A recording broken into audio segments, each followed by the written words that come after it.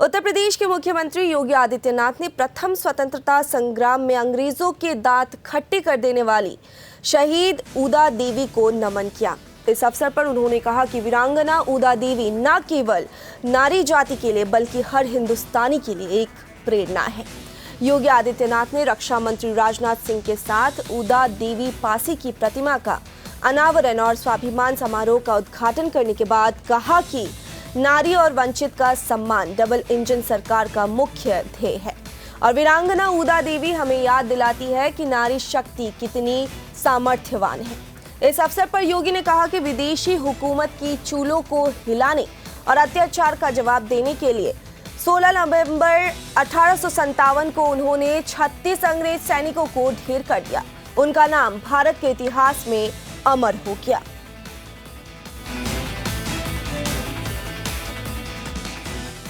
विधान परिषद सदस्य श्री मुकेश शर्मा जी, हमारे सभी मंच पर उपस्थित सम्मानित जनप्रतिनिधिगण, पासी स्वाभिमान मंच से जुड़े हुए सभी पदाधिकारीगण और भारी संख्या में भारत माता के अमर सपूतों के प्रति नमन करने के लिए उपस्थित सभी मेरे बहन और भाइयों, मैं सबसे पहले देश के प्रथम स्वातंत्र्य समर की अमर सेनानी शहीद वीरांगना उदा देवी पासी की स्मृतियों को नमन करते हुए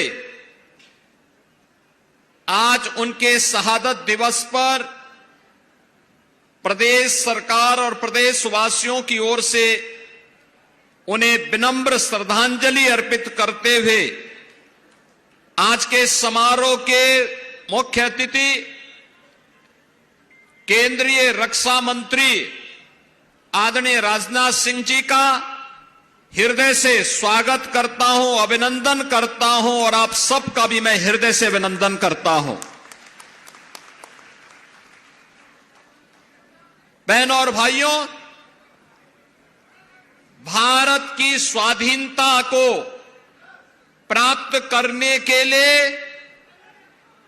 इस प्रकार के वीरों और वीरांगनाओं का जो योगदान रहा है वह अविस्मरणीय रहा है और लखनऊ की भूमि तो इस मामले में अनोखी है।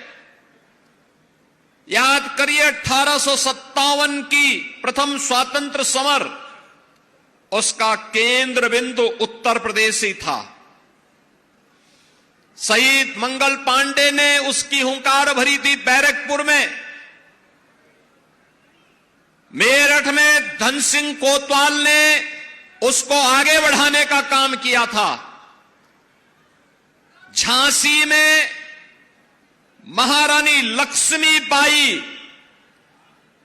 प्रथम स्वतंत्र समर की अमर योद्धा के रूप में उसे नेतृत्व दे रही थी। बिठूर में त्यात्या टोपे उस लहर को मजबूती प्रदान कर रहे थे। लखनऊ में बेगम हजरत महल उसको नई ऊंचाइयां दे करके वीरांगना उदा देवी पासी जैसे अमर सेनानियों के साथ मिलकर के विदेशी फिरंगियों को भगाने के लिए जिस प्रथम स्वातंत्र समर को आगे बढ़ाए थे, उस प्रथम स्वातंत्र समर की अमर योद्धा के रूप में वीरांगना उदा देवी का स्मरण हम सब करते हैं। वह न केवल नारी जाति के लिए बल्कि हर हिंदुस्तानी के लिए एक प्रेरणा है, एक प्रेरणा है।